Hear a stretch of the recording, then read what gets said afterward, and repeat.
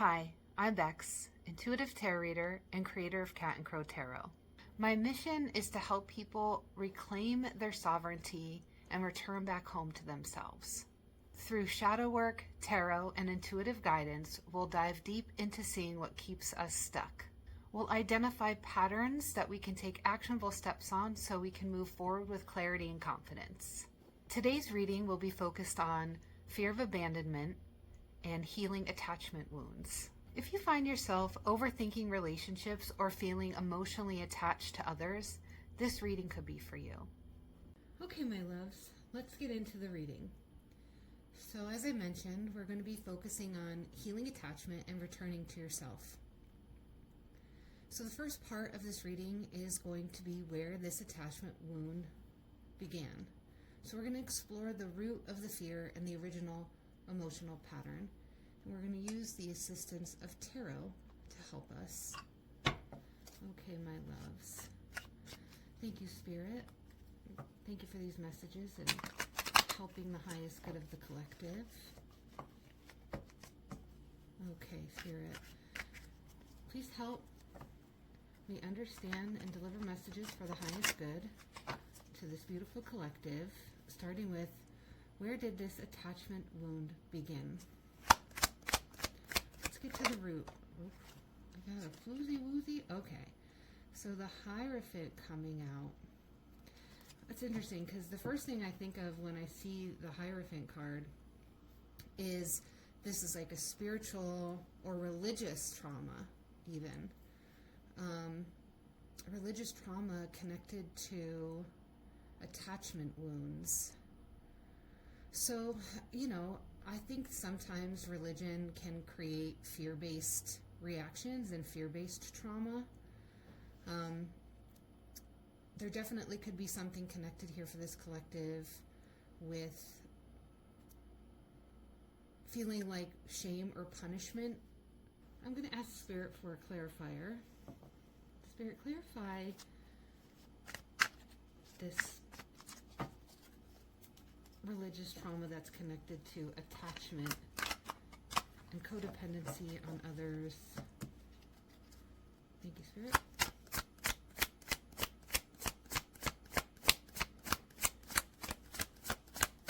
Could also be a fatherly figure as well. Okay, Ace of Swords, so the truth.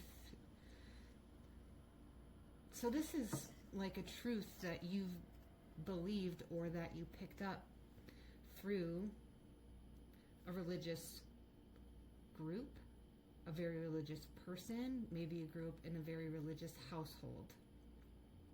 But there's something about this that you believed that this was truth. Maybe there were some type of things you learned through religion that made you feel guilty or a sinner and like you were deserving of abandonment. This is definitely rooted in the way you were raised, what you were told, and a fear that you couldn't believe anything other than that. All right, my loves. So what I want to do next here is see what subconscious belief is keeping this wound active. So we're going to reveal the actual shadow of this. Why you cling, why you feel fear of abandonment and cling to connections or energies that aren't necessarily for your best or your highest good. Two of Pentacles. So this gives codependency, relying on somebody else for stability. The Wheel of Fortune on the bottom of the deck.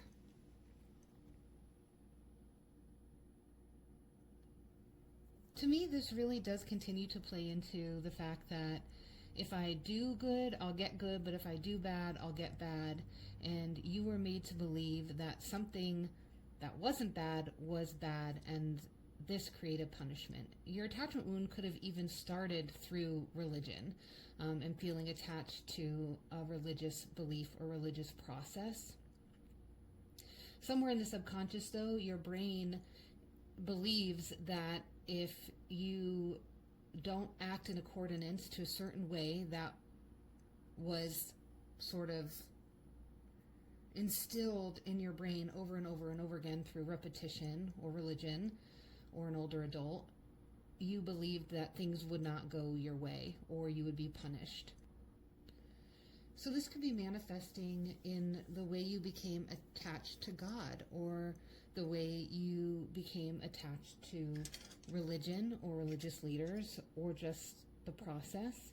This could be where your anxiety or anxious attachment came in, always looking for approval, like from that perspective or from that organization. It's like giving, I'm a good girl, look at me, I'm a good girl, or I'm a good person is what I'll say. Obviously this reading is for any gender. And there's some clinging, you clung to spiritual leaders, your pastor, your priest, for approval. And there could have been definitely a level of manipulation that was used against you in where you sought validation from them when you felt like you did something wrong. And you could have very well felt shunned, excommunicated, or unaccepted in your religious community due to what they taught you was shameful, when it was just you naturally expressing yourself. So you having wants or desires outside of what this group deemed to be acceptable. What we're starting to see unravel here is a false truth that was given to this collective, made them to believe that there was one way and only one way. And you started to struggle with the way you were living, recognizing maybe you didn't necessarily agree with some things that happened in this community, and you were manipulated to believe that there was something shameful or something bad about you because of that.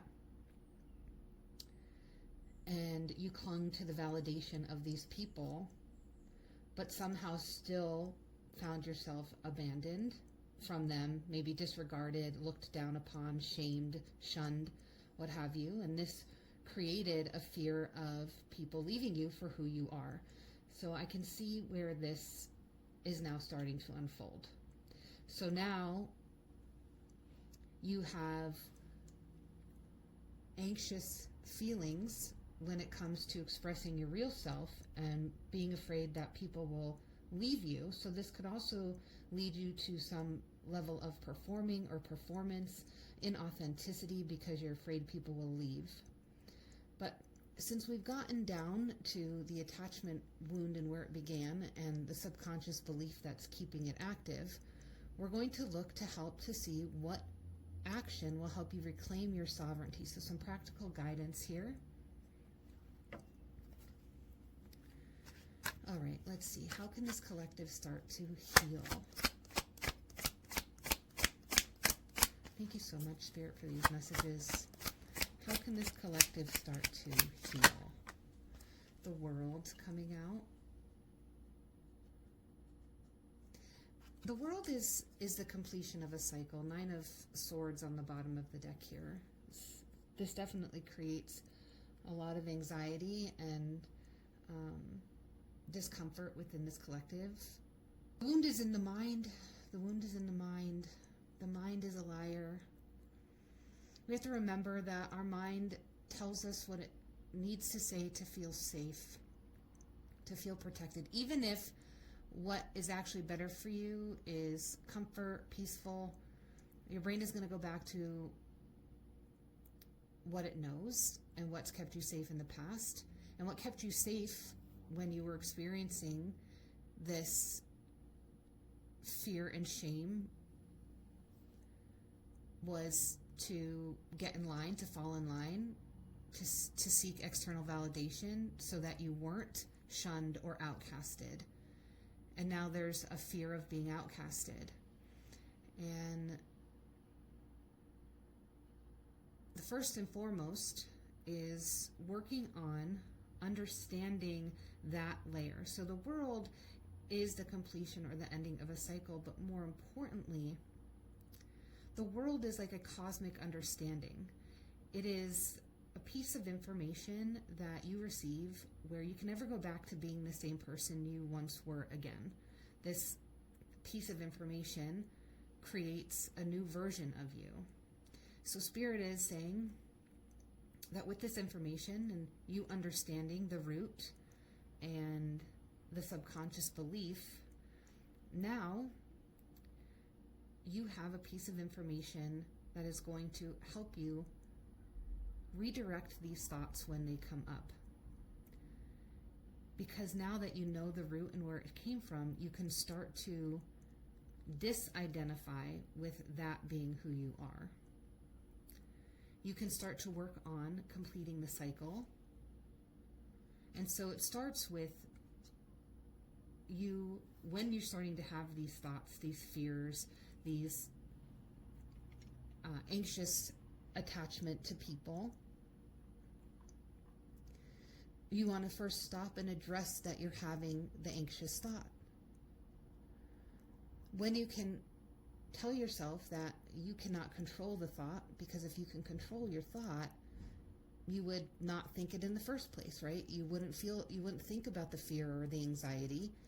So you have to allow yourself to detach from the thought and just say, this is a thought. It doesn't make it true. It doesn't mean I am what my thoughts are saying. There is a level of ending that line of process with the Nine of Swords and the world. And I know that could be easier said than done, but the first step is really just identifying and addressing the thought process and allowing yourself to choose differently in how you respond to it, or just allowing it to pass through you, not as a truth. And sometimes in those types of moments, you could slow down, get outside and ground yourself, journal, write your thoughts down, get them out of your system. That's real shadow work there, is expressing it in a way like through art or writing. But this is all, the step that Spirit is asking you to focus on is focusing on it when it lands in the brain. When you first start to think, I am afraid this person is going to leave me. That is your window back into yourself, back into your own sovereignty, back into your own power, because you will never abandon you. And because people abandoned you in the past doesn't mean people are going to continue to abandon you going forward, but that's not even the goal. The goal really is that it's okay if people leave. It is not a reflection of something you did wrong or you did bad, which is the wound in that religious trauma. Okay, my loves. Let's get this last card here. What becomes possible when you heal this pattern? So let's see what becomes possible when you heal this pattern. I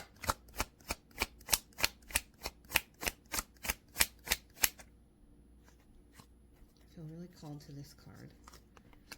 The Lovers. I love this card coming out because to me, this represents secure attachment. This represents you being able to develop a sense of certainty and security within your own self, that you're able to, I should probably be careful about them being a little naked. Okay. You're able to be so secure in your own being that you're able to attract partnerships, lovers, friends, that meet you with who you are. When you become securely attached and when you become sovereign and when you're able to detach from what lies people told you in the past and reclaim your power, nobody gets to determine your Because nobody gets to determine whether or not you're being punished for something that is just authentic or inherently who you are.